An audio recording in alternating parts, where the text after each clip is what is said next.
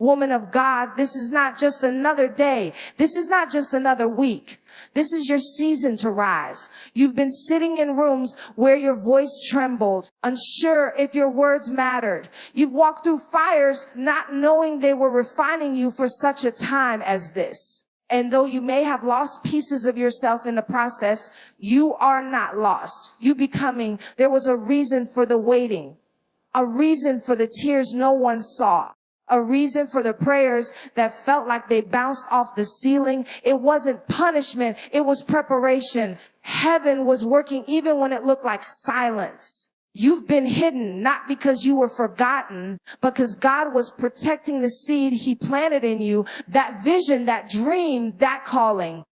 It needed covering. But now the soil has shifted. The heavens are open. The time has come. The seed has taken root. It's time to rise, not just physically, not just emotionally, but spiritually. It's time to rise in identity, in power, in clarity. Woman of God, do you even realize the legacy resting on your shoulders? Do you understand the lives connected to your courage? The doors that will open when you stop shrinking. You weren't created to play small. You weren't designed to survive cycles. You were called to break them. The enemy thought your pain would paralyze you, that the heartbreak, the shame, the loss, it would silence you. But instead, it strengthened your roar. It made you desperate for God. It made you dangerous to darkness. This is a birthing season. It doesn't feel good, does it? You're uncomfortable. You're stretched. You're emotional. But sis, don't confuse labor with defeat. You're not dying. You're delivering. You've been carrying purpose quietly, walking heavy with destiny. And now the contractions have started. And even though you feel like breaking, you are closer than ever to your breakthrough. Don't let insecurity rob you. Don't let comparison mute you. You are not too late. You are not too broken. You are not too young or too old. You are exactly who God chose for this assignment. This rising, it's not for applause. It's not for platform. It's for purpose. Your rising isn't about becoming someone new. It's about remembering who you already are. So stand up, woman of God. Straighten your crown. Shake off the shame. Speak life again. Dream. Move again. Because heaven has declared it and earth is watching. It's your season to rise. And nothing can stop a woman whose rise was ordained by God. There's something sacred about being hidden, something that doesn't always feel good, but carries divine intention. Maybe you've been wondering why it seems like everyone else is moving forward, getting noticed, walking through open doors, while you sit silently in the background, waiting, praying, hoping. You've asked God, why not me? Why am I still here? You've watched others shine while you've been tucked away, overlooked, passed by. And if you're honest, it started to feel like you've been forgotten. But what if I told you that you weren't forgotten, you were protected? There are seasons in life where God intentionally pulls you back, not to punish you, but to preserve you. Sometimes the most powerful women of God are not revealed in public. They're shaped in private. God does his best work behind the scenes, in the dark, in the quiet, in the unknown. And you, daughter, have not been denied. You've been developed. You've been hidden because you're carrying something too valuable to be exposed too early. A seed doesn't grow on the surface. It grows beneath the soil, unseen, buried, covered. But just because something is buried doesn't mean it's dead. In fact, it means it's being prepared to live, to thrive. You've been in a season of soil where it's been dark, confusing, maybe even lonely. But that soil was necessary. We live in a world because without it, the root system of your calling wouldn't be strong enough to hold the weight of your future. Being hidden doesn't mean you're not ready for the spotlight. It means the spotlight isn't ready for you. It means God is still shaping your voice, your spirit, your discernment. He's showing you who you are without the applause. He's teaching you how to rely on his voice before you're surrounded by noise. He's breaking things off you that you didn't even know would hold you back later. You've been hidden because exposure too early would have crushed you. God saw what you couldn't see. He saw the pressure that comes with platforms, the attacks that come with elevation, the temptations that come with visibility. So in his mercy, he covered you. You thought he was delaying you, but he was actually delivering you from things you didn't even know were dangerous, from people who would have mishandled you. We live in a world from opportunities that look good but weren't God. Sometimes God hides you to keep you whole, because there are some parts of you he still wants to heal before the world ever gets access. There are still ones he wants to seal up with wisdom, still fears he wants to silence with faith, still doubts he wants to dissolve in his presence. He's not just preparing the promise, he's preparing you to sustain the promise when it finally arrives. And maybe this season has felt like rejection, but could it be redirection? Could it be that God is leading you on a quieter path, one where he can whisper to you without interruption? One where he can strip away the false identities and show you who you are at your core.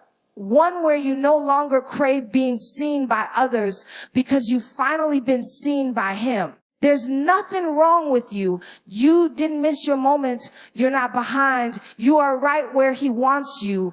And when it's time, he will reveal what he's been shaping all along. The doors will open. The room will be ready. The people assigned to your voice will lean in. And when you step out, you won't have to force anything, because you'll know that your rise wasn't built by striving, but by surrender. So stop questioning the quiet. Stop resenting the hiddenness. Let God finish what he started in the dark, because the same hands that covered you will be the same hands that elevate you. And when that day comes, you'll be grateful for the silence, for the soil, for the secret place. Because it was there that you discovered who you truly are. You've been hidden for a reason. And the world has know what's about to be revealed. Healing is not just about moving on. It's not about pretending that nothing happened or smiling through the pain. Healing is a sacred process. It's raw. It's messy. It's hard. And yet it's necessary. Because before you rise into what God has promised you, he first walks you through the places that broke you. Not to shame you, but to heal you. Sometimes we want the blessing without the process. We want the platform without the pain. But elevation without healing will only expose wounds that were never meant to be carried into the next season. You cannot rise carrying the same burdens that brought you down. You cannot pour out what you haven't let God restore. Healing is the preparation. Healing is the foundation. It is the place where you learn who you are, what you deserve, and who God has always been. Even in your brokenness, many of us try to outrun the past, thinking if we just keep moving, we'll leave the hurt behind. But the truth is, what you don't deal with will follow you. The pain you bury alive doesn't die, it waits. And when life gets heavy, it resurfaces in your relationships, in your decisions, in your silence, in your anger, in your fear. That's why healing matters, because healing doesn't just change how you feel, it changes how you live. God knows that. That's why he often calls us to pause before he promotes us. Not because he's punishing us, but because he's more concerned with our wholeness than our visibility. God will never take you where your character can't keep you. He will not elevate a version of you that still sees yourself through the lens of pain. He's calling you to see yourself as healed, as worthy, as enough. Healing prepares your heart for what's ahead. It prepares your mind to receive peace where anxiety once lived. It prepares your spirit to carry the weight of your calling with strength, not survival. When you've healed, you stop reacting from pain and start responding from purpose. You stop defending your worth because you know it now. You stop shrinking around small-minded people because you've learned you don't need approval to walk in anointing. There's a power that comes with healing. Quiet, but undeniable. You walk different.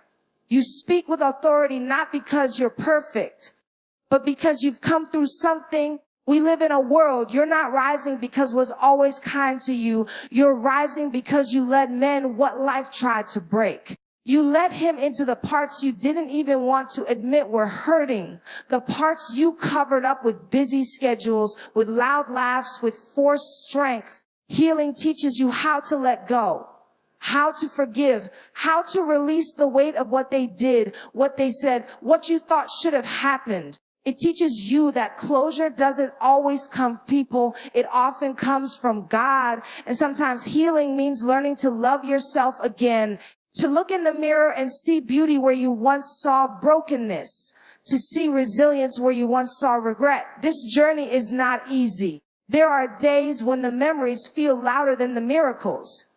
There are nights when the tears still fall. But don't confuse the presence of pain with the absence of healing. Healing is a journey, not a finish line. Every step you take away from what hurt you and toward what heals you is progress. Even the steps that feel small, even the days that feel slow, God is working in all of it. And as you heal, something shifts. Your heart softens, your voice gets stronger. You stop seeking validation because you finally received revelation that you are not what happened to you. That your story didn't end at the breaking. It began at the healing. That God was never distant. He was always present, even in the silence. So yes, this healing hurts, but it's healing that will make your rise sustainable. Because healed women don't just survive. They lead, they build, they speak life. They rise not for attention, but because it's time. Time to walk in peace. Time to break cycles. Time to step into what's always been waiting. You're not behind. You're healing. And healing, woman of God, is the doorway to your rising. There's a lie that often lingers in the back of our minds. It whispers in moments of reflection, in seasons of silence, in the aftermath of decisions we wish we could undo. It says, you've messed up too much. You've fallen too far. You missed your moment. God can't use someone like you anymore. And if we're not careful, we start to believe that lie. We begin to carry the weight of shame, guilt, and regret like badges that define us. But today, let this truth interrupt that lie. You are not disqualified. A God has never needed perfection to do powerful things. He's not calling the flawless. He's calling the willing. And your willingness to rise again, to believe again, to trust again is the very proof that he's still working in you. The mistakes you made, the seasons where you strayed, the moments when your faith wavered, none of that disqualifies you. In fact, it positions you to understand grace in a way that only the broken can. Think of how many people God has used in spite of their flaws. Moses had a temper and doubted his calling. David committed adultery and murder. Peter denied Jesus 3 times. And yet, God didn't strip away their calling. He met them in their brokenness and reminded them who they really were. Because God doesn't see you as just what you did. He sees you as who he designed you to be. You may have walked through some dark valleys. You may have spoken words you wish you could take back. You may have stayed in places too long, trusted the wrong people, or ignored the warning signs, but none of that has canceled your calling. If anything, it's deepened your capacity to lead, to love, to understand. Your wounds don't disqualify you. They give you the authority to speak to others who are walking through the same things. The enemy wants to silence you with shame.